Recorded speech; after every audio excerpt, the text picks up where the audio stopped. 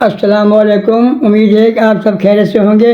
हम भी अल्लाह का एहसान है, सब ठीक ठाक, हम भी खैरियत से हैं। अल्लाह सब भाइयों को खैरियत से हंसी खुशी रखे। बात है कुछ ऐसी कि अब तो ना पहले बहुत लोग अक्लमंद भी हा, तो एक दफ़ा जिक्र एक वकील हो, वो बहुत अक्लमंद हो, इतना अक्लमंद हो कि वाकई 7 मुंशी वक्त तैयार करो आप तो कल बहस ही करिए बस। तो एक दिन वो सुबह उठो और उठ के लोटा में पानी लेके नहीं अपने सहने बैठो कोठी में, मुँह हाथ धोन लो।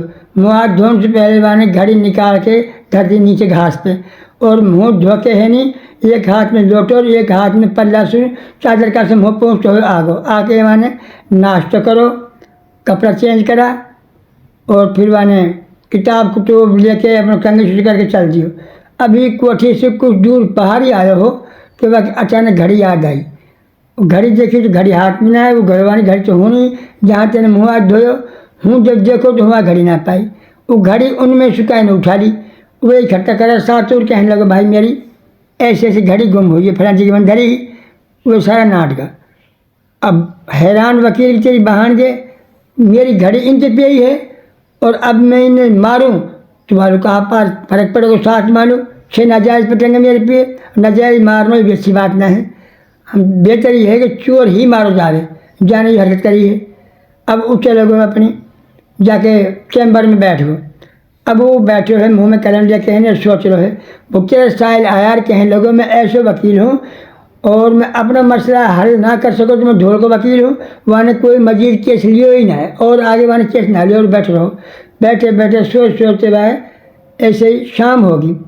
अब वहाँ शाम होगी, वापसी को टाइम हुआ, वहाँ चैम्बर बंद करो और आके है नहीं फिर को बाज़ार में मैंने 7 छड़ी खरीदी, जैसे कहाँ कऊ की जैसे पहले कभी टांगा नहीं के करे उनने लेके है नहीं आगो आ रहे सु रोटी पानी से फार हुआ खान सो टाइम हुआ जो बुला लिया।